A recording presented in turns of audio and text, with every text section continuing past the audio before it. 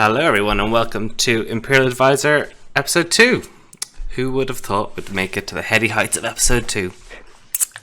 So with me this evening, I've got Justin Walsh, that way. Hello. Hida Eoin, once more. How's it going? And Bazleebub. We don't have Andy because he is ill and he was too offended by Justin last week, well, 2 weeks ago, so he's backed out. No, yeah, he's ill and he'll be back next time round. So the plan for this evening, we're going to talk a little bit about some of the news over the last couple of weeks, the articles, the Facebook live stream, some of the announcements about Gen Con. We're going to talk about, I think a few of us have been playing some games with proxies or on Tabletop Simulator. Me and Baz have had a couple of games, and I think then after we end the stream, it shouldn't be, I think, as long as last time round. We'll probably close it off, take a little break, and then come back, and maybe we'll do a stream of a game on Tabletop Simulator, and we can just have a chat about how it's working. Obviously, the decks are very imperfect, but I think it gives quite a good sense of the mechanics, the sort of flow of the game, and the sort of decisions you have to make as you're working your way through. So yeah, that's the plan. If for people on YouTube, that'll be a separate video we'll have on the channel to go up shortly after. So guys, how have you been? Good couple of weeks? Regurgitating what's been said, because I think most people watching here will know what the sort of facts are. But maybe just pick off a couple of highlights, a couple of the sort of things we've sort of learnt about the game over the last couple of weeks. And yeah, let's talk about that. So and we'll kind of just run roughly in chronological order for how things have come out. Yeah, so there was a sort of, before the article 2 weeks ago, there was a leak from the Spanish Final Fantasy games site of the core contents leak. What basically an overview of what the things in the box are. So 7 stronghold cards, 17 province cards, etc., the various tokens. I don't think anything very surprising. Clearly 17 province cards implies there's going to be one for each clan.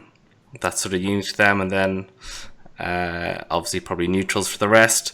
The one thing that's sort of been discussed a little bit is this, what's been translated as sort of personality cards, of which there are 5, and there are various theories going around about what that might be. Obviously 5 is an interesting number because it's not 7, but it is the number of rings. So has anyone sort of had any theories or believed any theories that they've read? Could be something a bit like a Sensei card, or it could be a multiplayer thing, because they have deliberately avoided discussing multiplayer. Yeah. So, would you like to see Senseis back? You can do stuff with Sensei, like in Game of Thrones, for example. The kind of agendas are their version of Senseis, and they just modify your deck construction, and that's fine. There's nothing wrong with having something like that in the game that goes, oh look, you can basically play more of, you can play more crane stuff, or this is how you align with the different clan function. Just something like that's fine. They're difficult to balance because anything that starts in play and affects the game right from the start is tricky to use, but there's nothing wrong with them in principle. Yeah. Anything else, Andy? So yeah, the other speculation was the multiplayer, like they have with the Game of Thrones, and of course with the 5 you could have the right hand, the underhand, the left hand, the voice, and what's the other one? There is another one. I can't remember, but from back in that time, the left and the right, those kind of make sense and match onto it. With the 5 number, it's a bit strange if it is to do with letting you kind of merge in some other clans. They could be doing a basic box where you can ally in 2 other clans, and there might be some. Oh, I've lost Baz. Oh, have we lost Baz? Have we? He's frozen in a amusing facial state. Yeah. All right. Well, we'll keep going. So, following from that, we had the article on the conflict phase. So I think that kind of confirmed quite a lot of what we thought we knew. We got, I think, a bit more of a sense of the flavor of a few of the clans. So about how Phoenix interact with claimed rings and dragons seem to interact with the fate sitting on rings. We learned a bit about Imperial favor. Oh. Yeah, sorry, go on. There's Baz. He's back. Baz back. Yay! Hooray!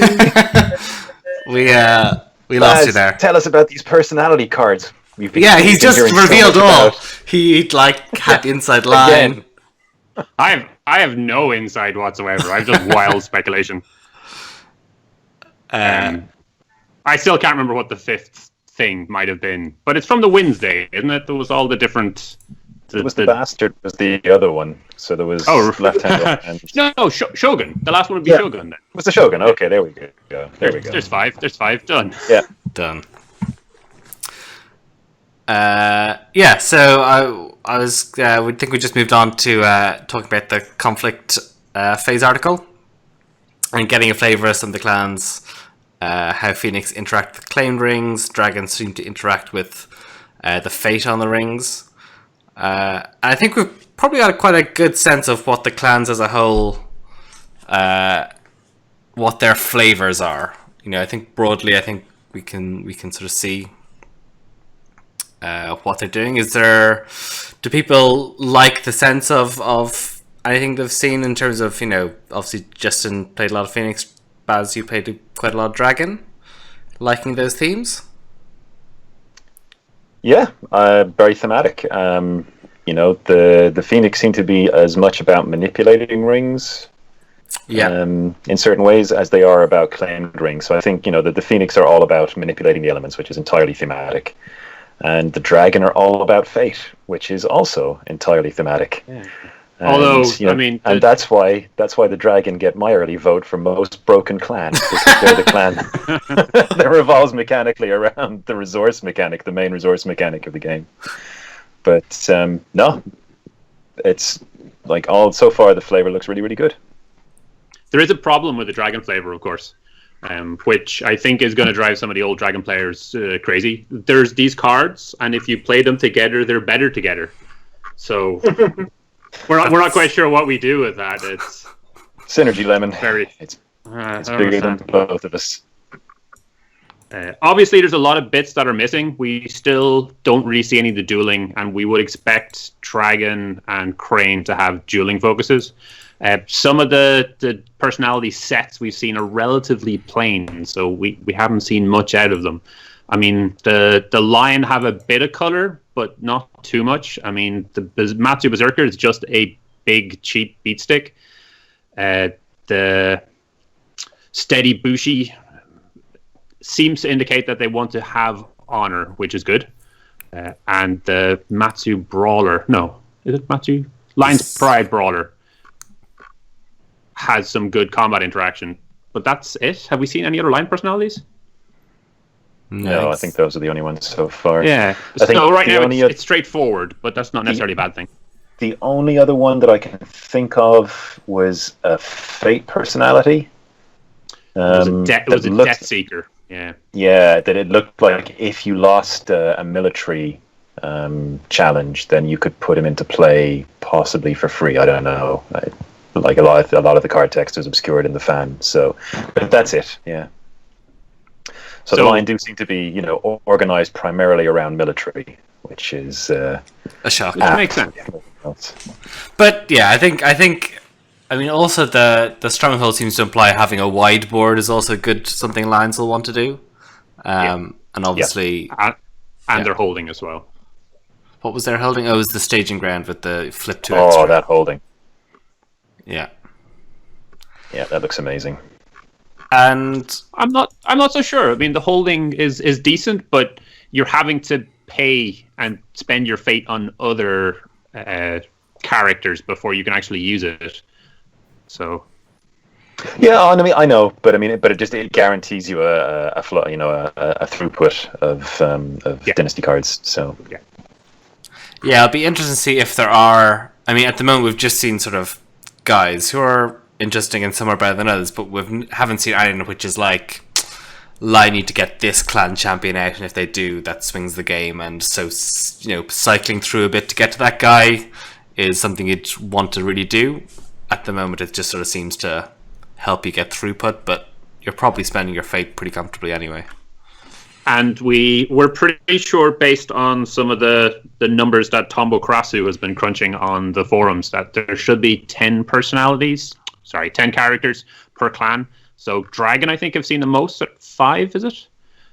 So it is, at most, you're seeing 30-50% of each of the clans. So there is a lot of scope for more shiny things. Yeah. And you can sort of see how some clans which aren't as fleshed out, we were playing around with some decks, and Scorpion we really sort of struggled with, because without the full package, just there's not quite the synergy there yet. I can well imagine, but it's just one of those things. Early days. As more cards come out, then exactly. The flavor and mechanical thrust of each clan will become much, much clearer. So a couple of other big things we kind of learned in that were about how the rings work, about how you claim rings, how the fate accumulates on those rings, and how that sort of keys into winning the Imperial favor.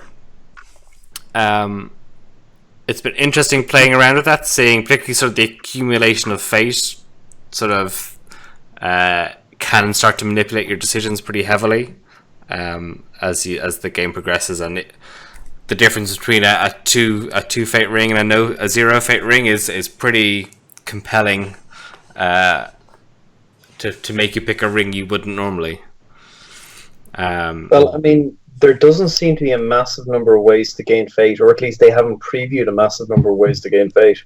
So, like, if there's 2 fate in a ring, that's a very tempting pick, even if the effect isn't strictly what you want. It's like, well, that's it's a quarter turns production, more or less. So yeah. In fact, they specifically said, I think, on the live stream that there were no other ways of ramping your fate production. That any other economy cards were virtual economy cards that allowed you to. I think Nate gave an example of a card that allowed you to put additional fate on a personality or character in play. So the fate on rings is going to be a very big deal. As well, if it turns out that getting extra fate is very important. I mean, it seems like it will be. I mean, obviously, it depends at the stage of the game, but it is the economy, and it's a pretty scarce resource. Even I think a lot of it depends as well on how many conflict cards are going to have a 0 fate cost. If you can put together a deck that has if your conflict deck is mostly 0 cost or has a significant number of 0 cost cards in it, then maybe it's not as important, because the majority of your fate then is going on your dynasty purchases. But if a lot of cards have fate costs, then I think the rings will be, like, fate on rings will be hotly contested. Yeah. And I mean, the other interesting aspect of that is how you get that fate simply at the point where you declare an attack. It's not connected to winning the encounter or claiming the ring as a whole. So sometimes just having an attack is going to fail might be worth it for the fate. Yeah, and I mean that's a big focus for Unicorn as well, because we've already seen the Unicorn card that allows them to remain the first player. So that being the case, they will have the shot at the first challenge. So the Unicorn will be the ones who will be picking up, just random fate scattered around. They should have the shot at getting that, more often than most. So that could be a significant focus for them as well. Yeah. And it's also interesting to see, again, just the Unicorn and the Dragon, the different ways that their mechanics are going to affect how you play against them. Because I think against Dragon and Unicorn, you are going to frequently want to make sure that there is no fate, or as little fate as possible, on rings. because the dragon just power up if Fate is left on rings, and the unicorn obviously will probably have more options to steal it than most. So yeah, it's again, they're just, it's really interesting to see how the flavor of each clan is really baked into the mechanics and vice versa. Yeah, it's I think something quite nice about this idea of how Dragon and Phoenix are interacting with the rings is how thematically they were the two sort of vying religious factions, and in terms of how they argue about Shinsei and the fortunes and the sort of religious and spiritual aspect of Rokugan, and that ties in quite nicely, I think, about two sort of conflicting views on how to work with rings. Yeah, and I think it's also kind of cool that Dragon interact with Fate, which is a much more formless manifestation of resources, whereas the Phoenix are very much about manipulating very specific things in very specific ways. So that's also pretty flavoursome, I think. Yeah. So I thought Baz's thing was lighting up. I thought you had something prophetic to say. Broken Provinces discard cards, I think that's kind of not super interesting. And the Imperial Favour, which had a few iterations through the CCG, and is back with a +1 military, and I think we can assume there's a +1 politics on the reverse side of that. They have, they said that. Yeah. Cool. Yep. And then we saw in the second article, then the Banzai, we saw our first Shugenja, our first spell. And a few more cards. I think there wasn't probably a huge amount of more mechanics or rule stuff on that, but I thought it was quite interesting, and something that came out of the Facebook conversation was this thematic idea of how Shugenja can take actions affecting conflicts from outside the conflict, whereas Courtier and Bushi tended to have to be in a conflict to affect that conflict, which is kind of fits very well with how magic sort of works in Rokugan. So this one is an interesting enough change, because I gather for some of the other games there isn't any real rule of presence, which is something Alpha 4 players have gotten really, really used to. So it's a bit jarring, I think, knowing that you can take actions on personalities or characters that aren't actually in the middle of the fight, as long as the wording doesn't suggest otherwise. So we certainly have seen a couple of characters where the wording and their abilities specifically says when they're in a conflict, when they're opposed, when they're the only one in a conflict, stuff like that. So that one, yeah, that'll take a little bit of getting used to, but now it's been kind of said. It's just a matter of sitting it out and working out what it means. We still don't know what happens if you don't have anyone there. Can you still fireball people if you have no defenders? Yeah. It doesn't seem to me like there's any reason why you wouldn't be able to, but yeah. Like, if you look at the wording for shame, it's pretty unambiguous. It's action during a conflict. If you control a participating courtier character, choose a participating character controlled by your opponent. Your opponent must select one, dishonor the chosen character, or bow it. So, I mean, that's fairly clear about, like, who has to be there and who's affected. Yeah. And I think there's going to be scenarios where you might be defending with no one against two players, and you have to honor and dishonor one of each of their characters. And obviously being able to choose who kind of gives you a bit of advantage there. But if you take a look at one of the holdings, like I was looking at this Borderlands fortification there, it's a battlefield with +2 province strength holding. Action, choose a card in one of your provinces, switch this holding with that card. So, I mean, that, to me, looks like you could do it you wouldn't need a guy there, you just take that action, put that fortification into play at the battlefield. Yeah. Yeah. And and obviously one of the sort of other themes that's come out of this is sort of crabs interacting with holdings kind of heavily. We've seen the Yusukigi guy and the Borderlands fortification. Is that kind of something you think sort of is going to work well? It's interesting. It harkens back to the old days of the crab wall decks and kind of Crab's various, often hilarious attempts at honor me. I like the Lion Stronghold scares me the most because I was reading the Lion Stronghold, which was during a conflict by the Stronghold, each attacking character gets +1 military strength at the end of the conflict, and I just saw that for Crab just with defending instead, and I kind of fell down on the floor and rolled around a little bit, going, "Oh no, not again!" But in this iteration of the game, it could well be valid. And we have seen that the Yasuki just says while you have a holding in play.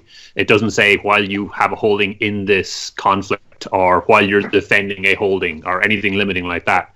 Yeah. So the incentive is just get that holding out. And it's card draw, free card draw, which in this seems really, really important. That recent Bonsai article showed us a lot of the cards that are now on offer.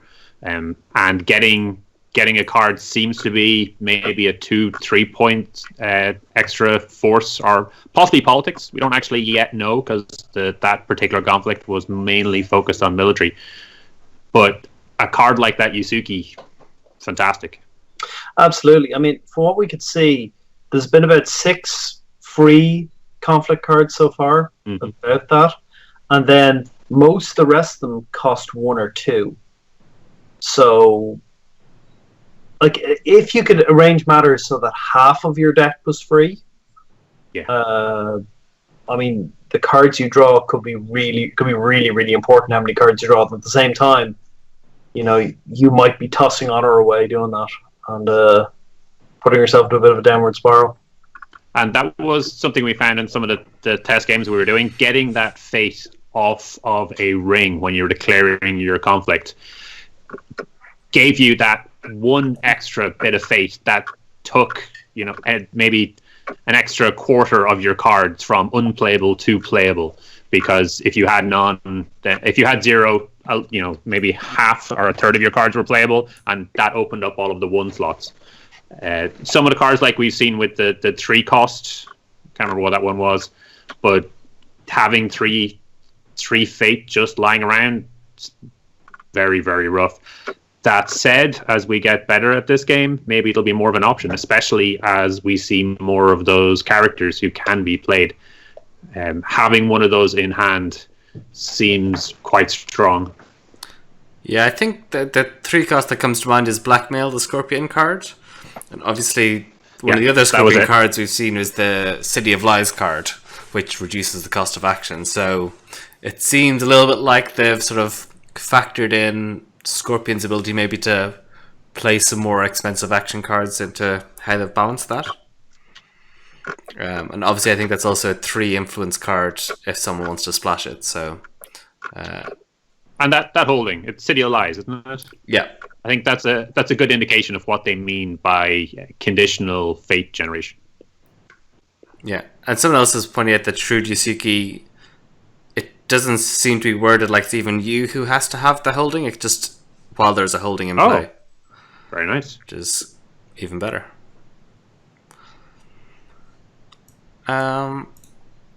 Okay, and then there's a couple things then that also came out of the live stream. So I think kind of the biggest single bit of kind of news for us was that you've got a single clan that you can use with your influence to incorporate into your deck. So seems to make some of the deck building options a bit more sort of interesting in terms of how you make that choice.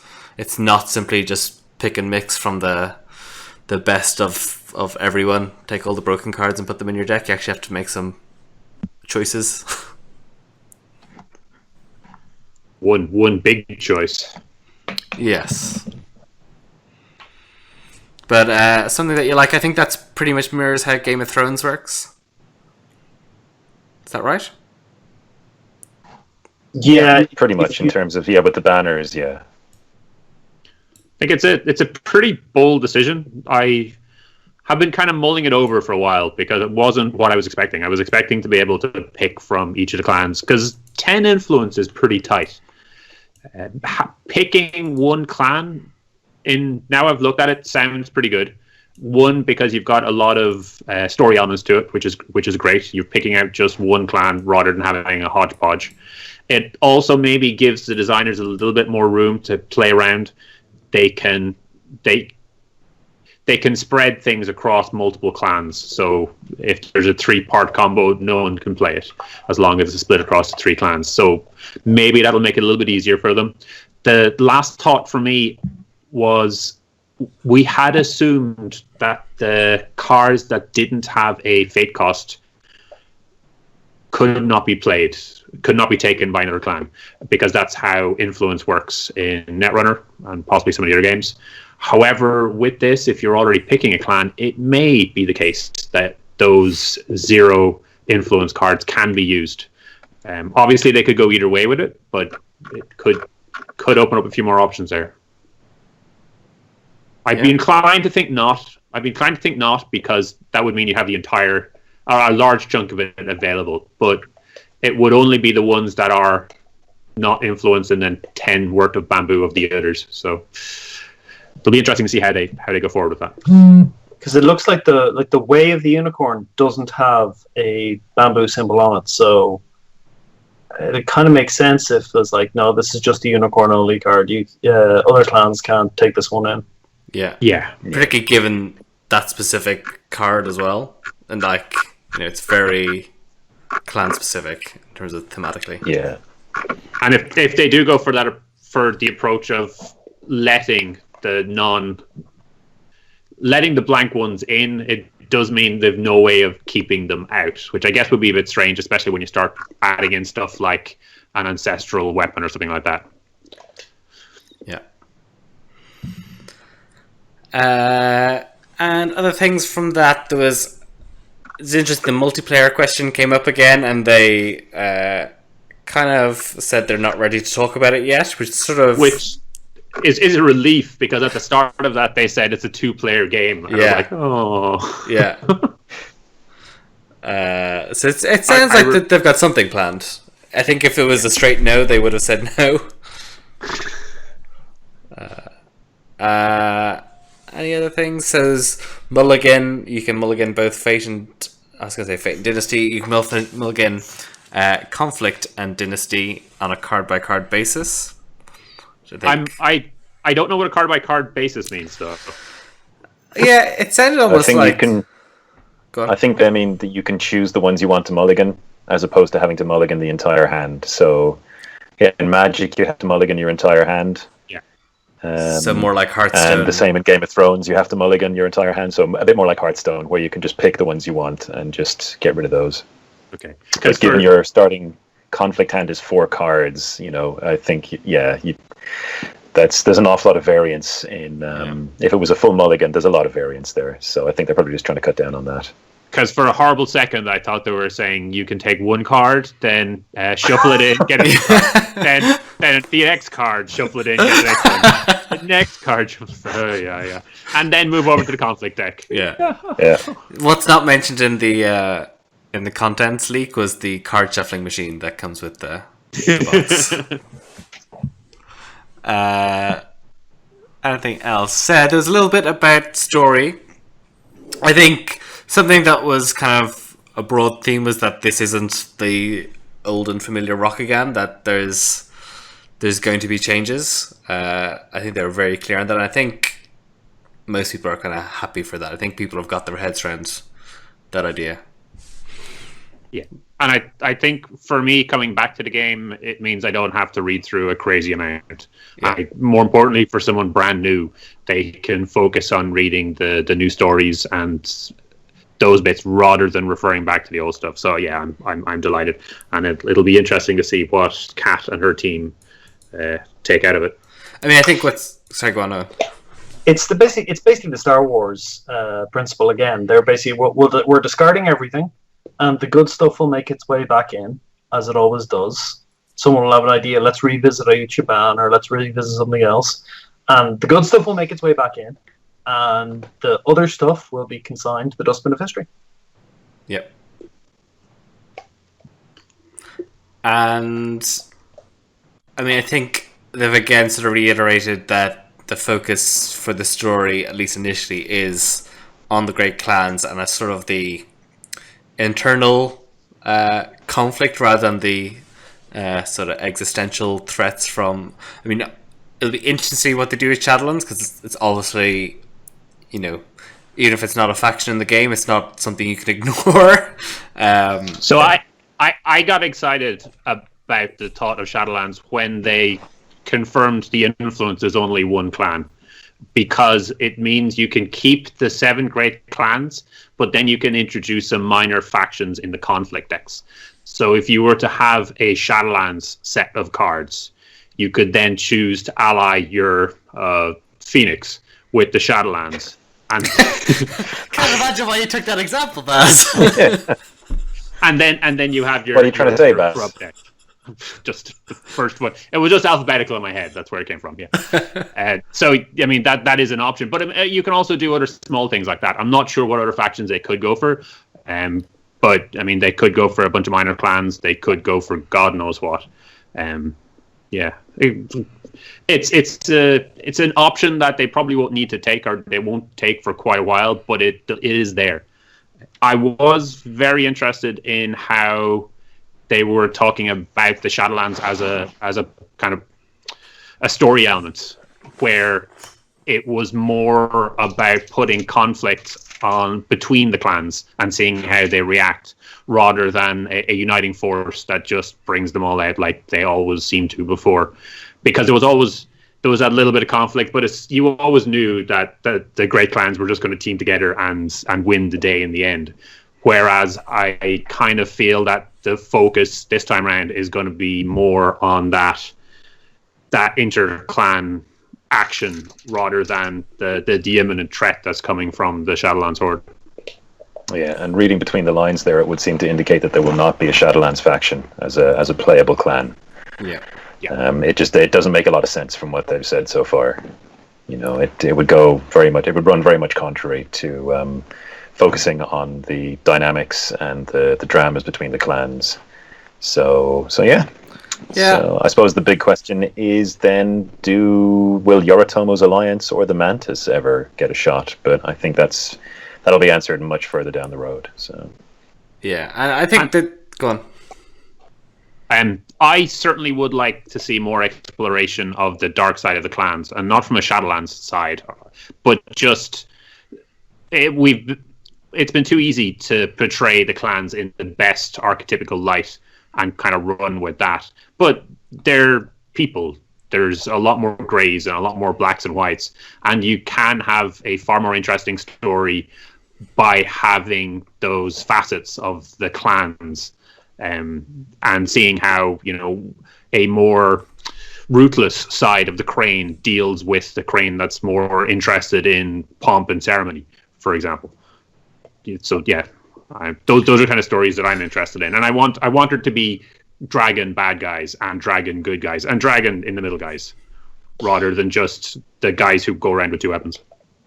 Well, what's good is they're cutting down on the number of named characters, at least initially, and that actually gives them an opportunity to go, well, we'll actually write a story about every named character and give you some idea what that person is like.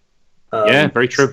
Because it was impossible in the old days for everyone to have a story. They might get a bit of flavor text, they might get a bit of a mention, but now they can just go, well, there's 4 named Crane characters in the base set. We'll do a story or a little bit of fiction about each one of them, and that's it. Then and move on, and maybe later on we'll introduce new characters, and that's no problem. And the people we like will show up again. Yeah. I mean, that's good. That cuts the focus in.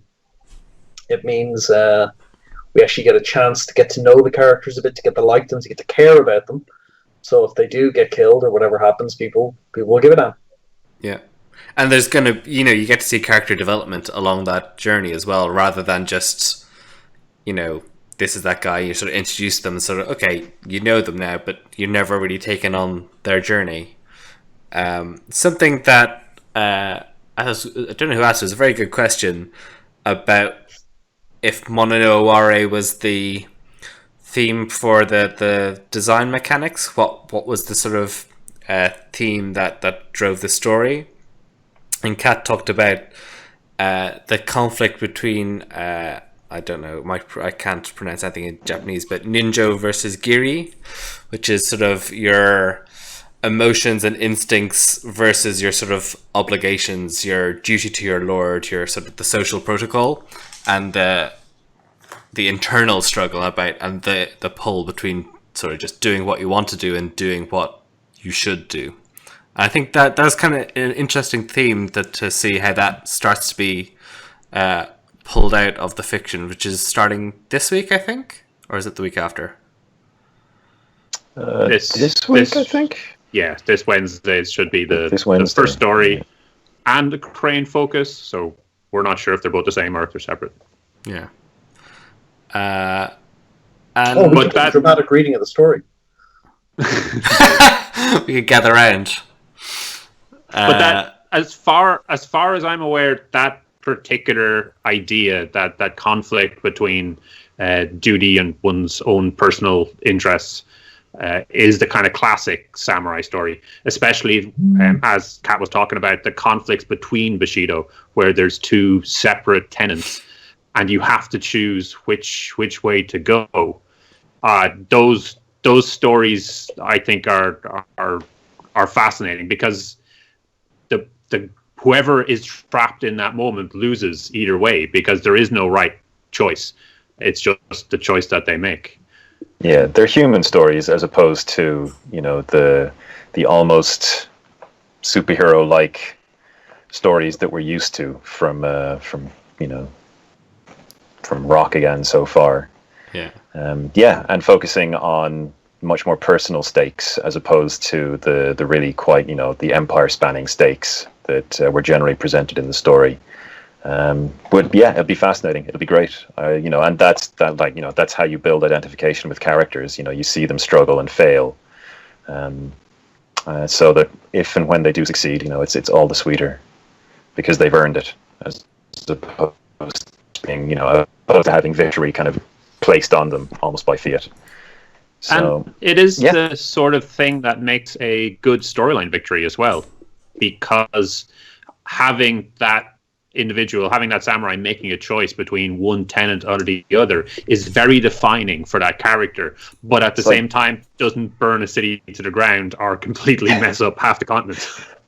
It's like Gen Con UK back in, was it 2002 or 2003, where where the story prize at that was, there was a character selected for each clan, and the top of clan got to make a choice for that character. And I can only remember the Phoenix one because it was Shiba Aikune, and the choices were wisdom or power. So naturally, power won the landslide. I was there. I remember that. And for the dragon, it was Miramoto Suge and Hitaka. John Palmer had actually won it, and he came to the dragon and asked what did they feel, because I guess he was a nice guy or something. And there were a lot of honorable dragon, and then there was Mike, and I was there as well. And the decision was whether to, what was it? It was to do with the Dark Oracle again, and I think it was either to pursue the Dark Oracle and leave this village unprotected, or to stay behind, let the Dark Oracle get away, and defend the village. And we thought about it, and we were like, well, this is obvious. You should definitely go attack the Dark Oracle. Wait, no, that can't. That's too obvious. So, it's a trap. It's a trap. Yeah, and basically after that discussion, I think Michael Ikavada still hasn't forgiven me, because that was his favorite character, because Muramoto Tsuge was one of the most badass duelists and died like a bitch to Dark Oracle, as I recall. He got a +1 in duels against Phoenix characters. So yeah, Mike had such a raging hate on for the Phoenix. But he also then and now. So but that that was a fantastic story. And I trapped some of the story guys and I asked them how badly things would have gone. They were like, yeah, if you'd taken that choice, bad things were going to happen to large numbers of peasants. But they're only peasants. You wouldn't have minded, right? So yeah, it's a tricky one. I think it was a choice between courage and compassion.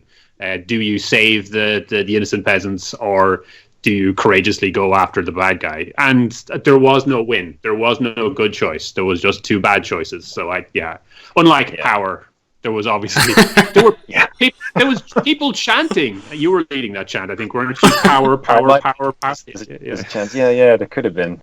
But I mean, in the end, it didn't matter because Aikune did kind of, become wise in the end. So you got both ways. Yeah, I didn't really want that though. Just wanted power. You were gunning for a bit of corruption to go with the power, frankly. My recollection, Justin. Power as an end in itself, there's nothing ignoble in that. My recollection was you addressed the crowd, and you went, "Should the Phoenix pick knowledge?" Oh, that's right. Yeah. Power. Yeah, I did emote quite a lot. But anyway, those kind of choices would be amazing because people got hugely invested in those because they're human choices. Like if you're choosing, some hero of the clan to kill this particular bad guy, well, I mean, that's all well and good, and it's a trophy, that's fine. But it's not a choice of values or a representation of values, and that's really what the clan identities are all about anyway. It's like, I am a stalwart crab and I do my duty no matter what. You can stuff your fancy manners, or you're the wise dragon who sits and contemplates and watches the stream, or you're the free spirited unicorn racing across the plains to new horizons and stuff like that. And these values they're key to what kept L5R alive for 20 years. So to see those kind of celebrated in a much more personal way and rarefied way as well, because there will not be nearly as many storyline prizes going forward. So they're going to be a big deal when they come up.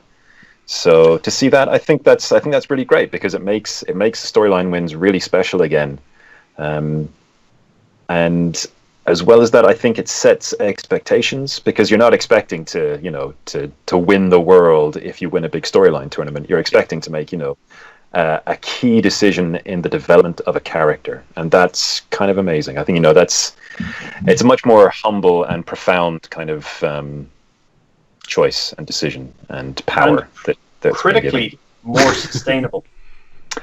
Also that.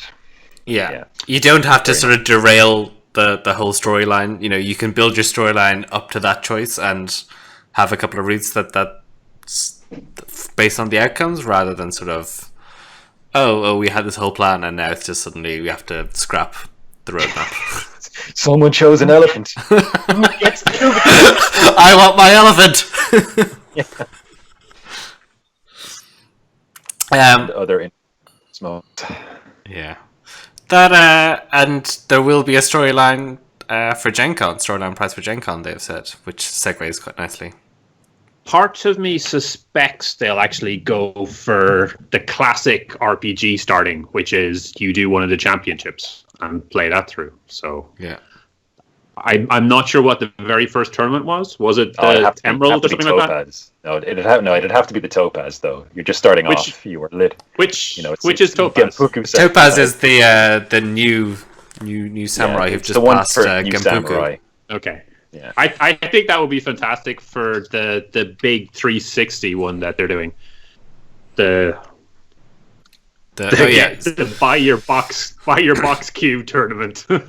So they announced basically that there's going to be a 350 player tournament on the Thursday, which is with the free box. Friday there's going to be a 100 player tournament with a top 16 from the 100 player tournament on Saturday, and then on Sunday a casual tournament for 120 players.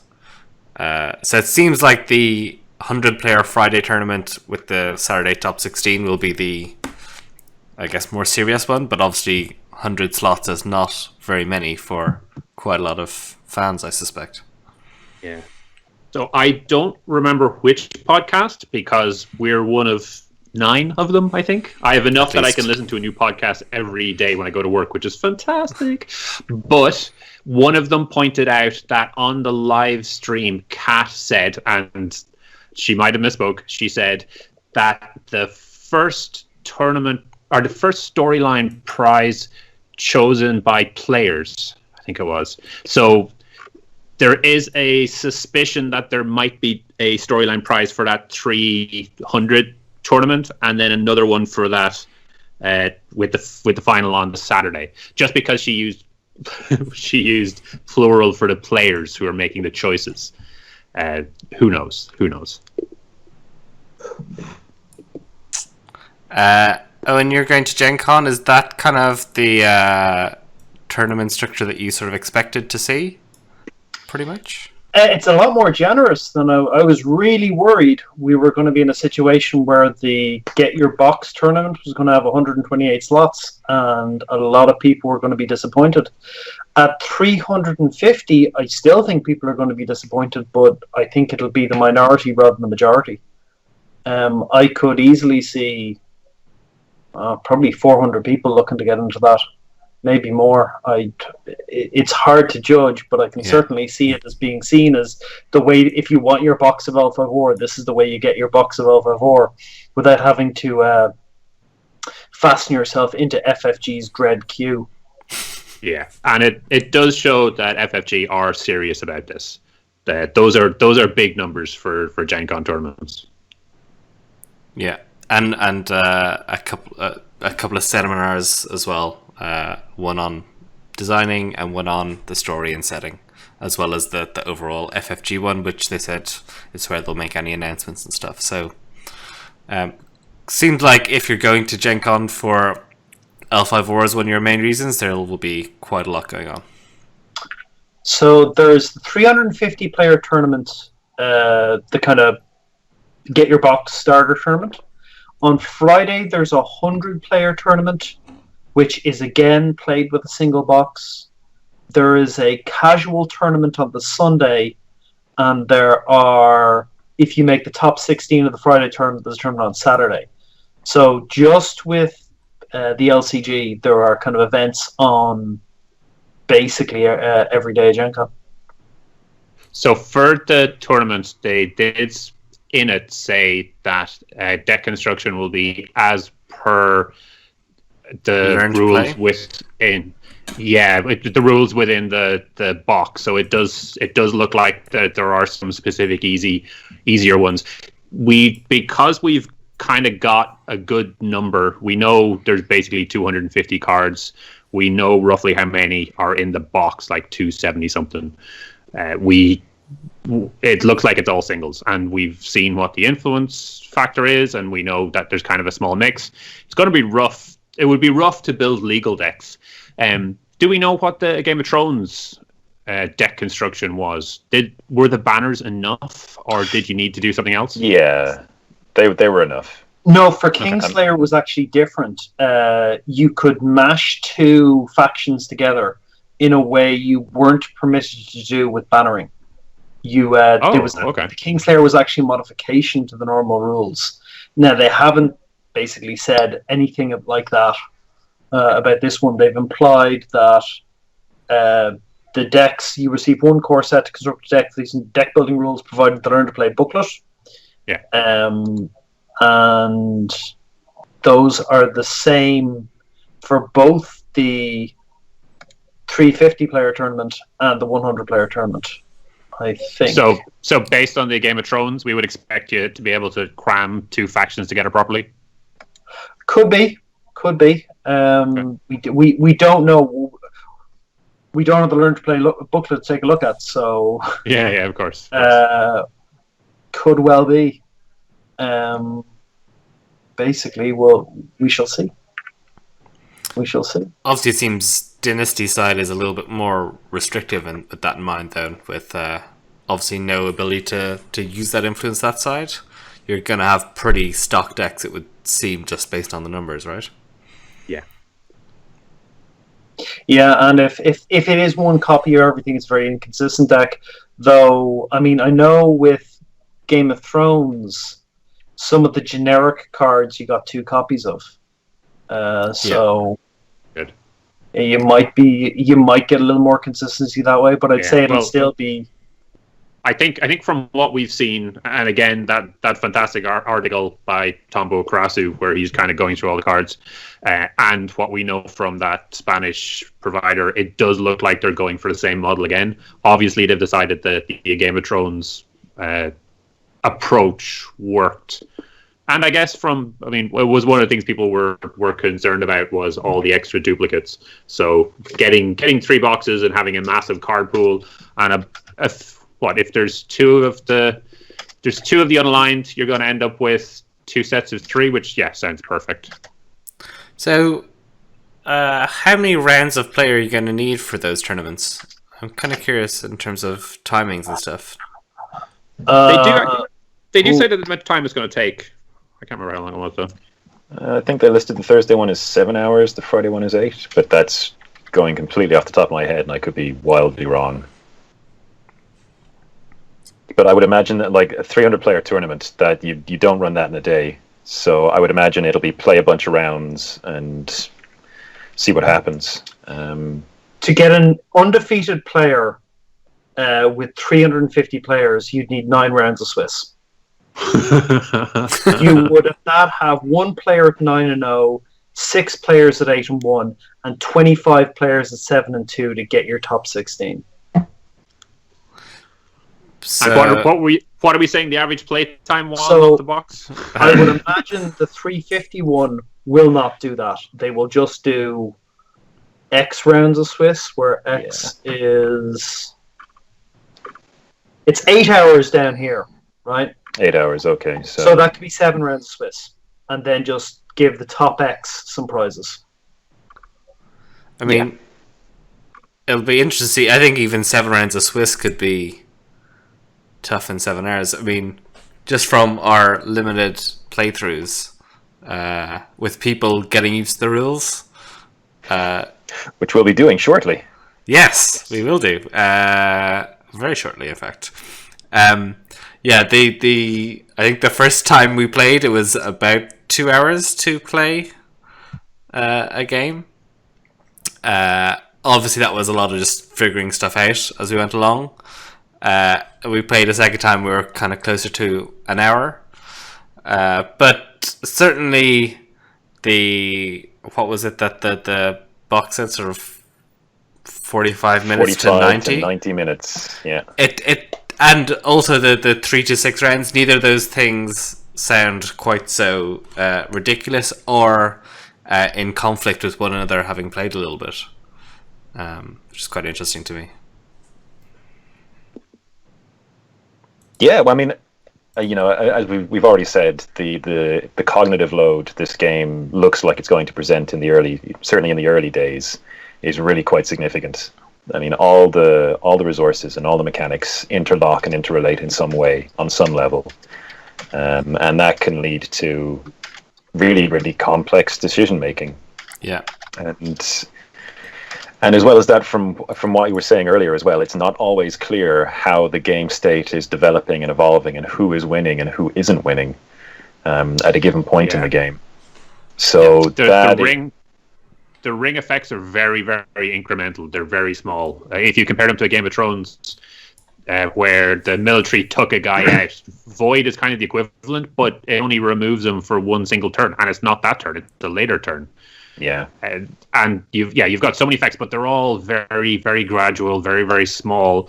But they are paper cuts, and eventually you'll find out that you've got too many paper cuts. Yeah, although, Jesus, that said, one of the Phoenix personalities they showed, the one you play from hand that turns a ring into the air ring. Yep. Yeah, I mean, honor. All of a sudden, blitzing honor win looks real. I mean, for honor return, thanks. 4 honor minimum a turn. All of a sudden, you still got to win those conflicts. You do, but I'll just take that as but just the sheer possibility that could happen is all of a sudden, like we were concerned about the viability of or just how again, because we'd only seen the bidding mechanics really for honor, We hadn't seen any of the other mechanics that allowed you to gain honor or dishonor people. So to see a card like that was a real eye-opener, because all of a sudden, that's a card that could put extreme pressure on you very, very quickly.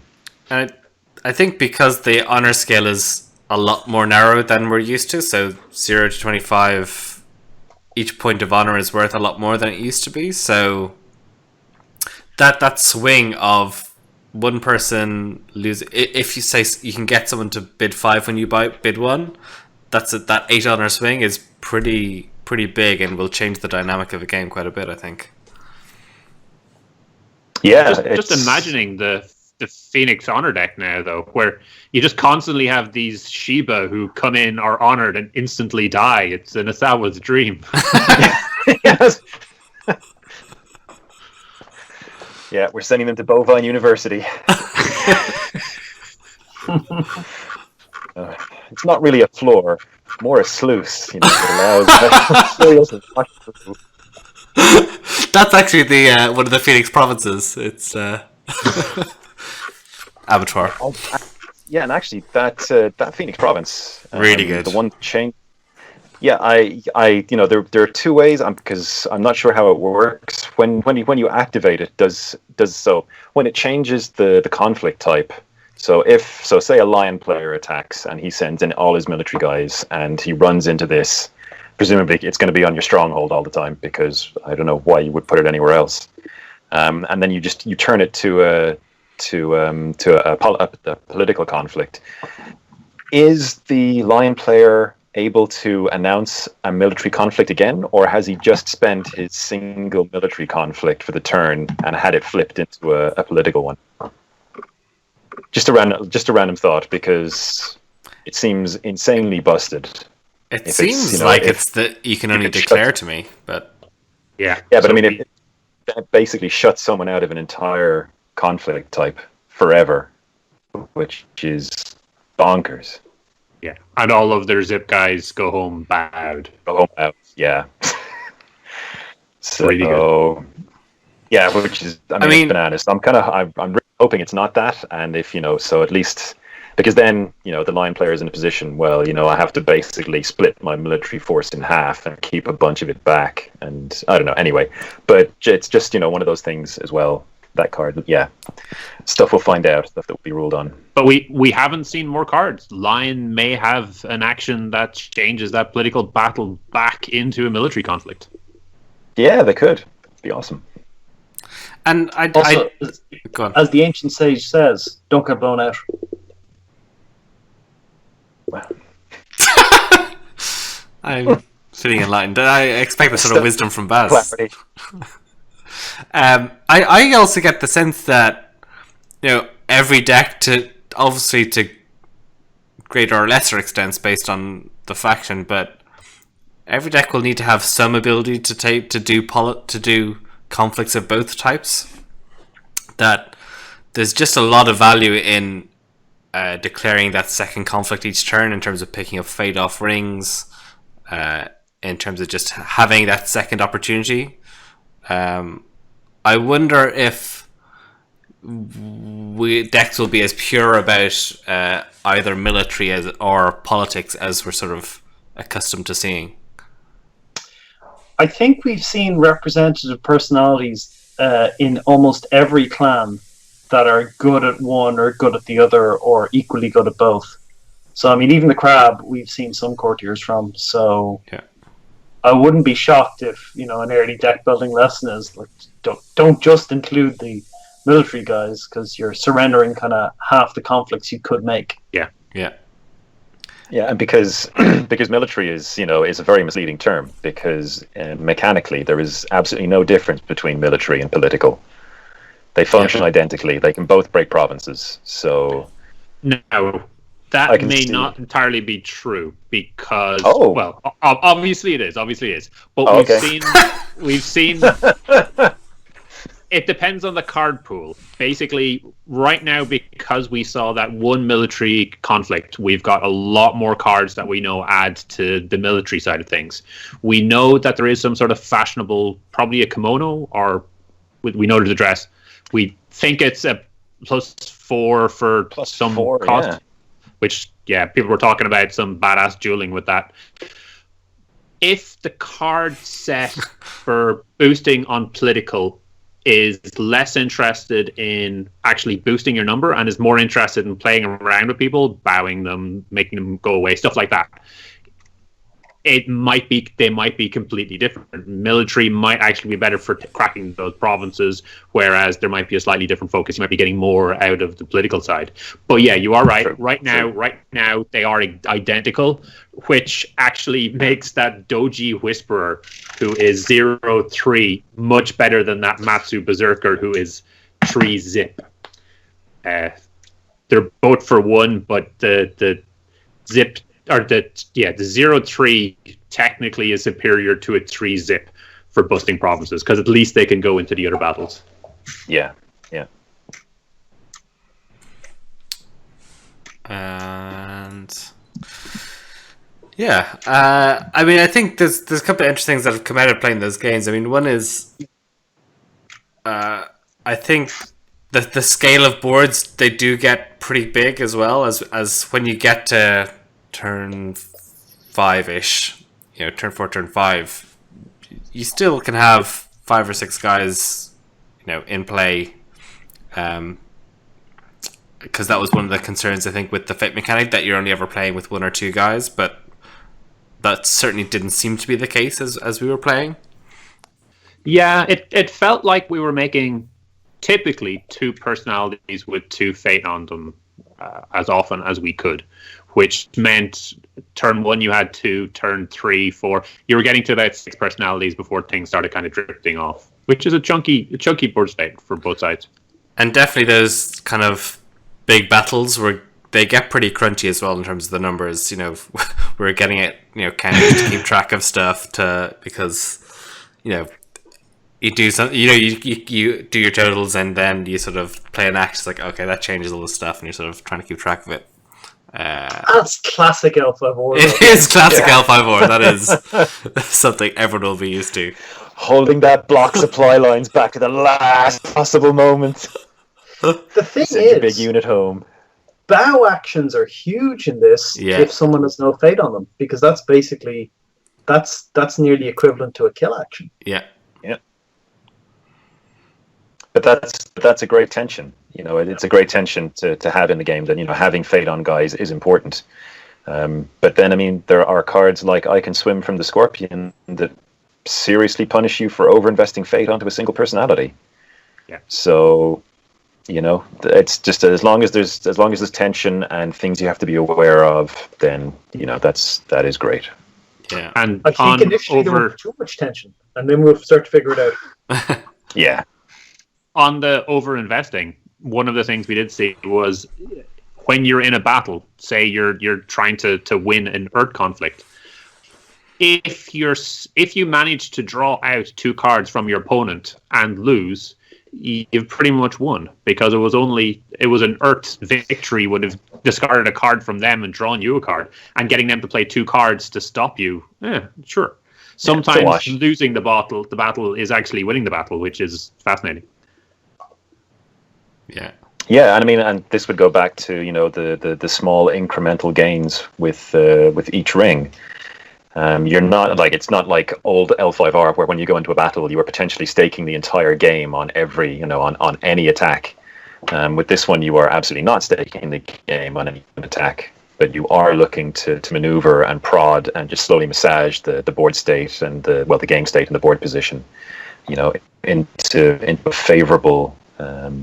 Into a position that is favorable for you, and achieving that over several turns. So that again, said, it's very, very different.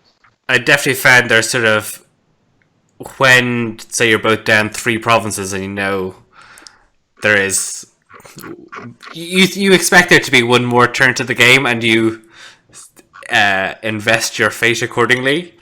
If that doesn't end the game, you're sort of like, oh no, I'm losing all my guys this turn, and I've got nothing.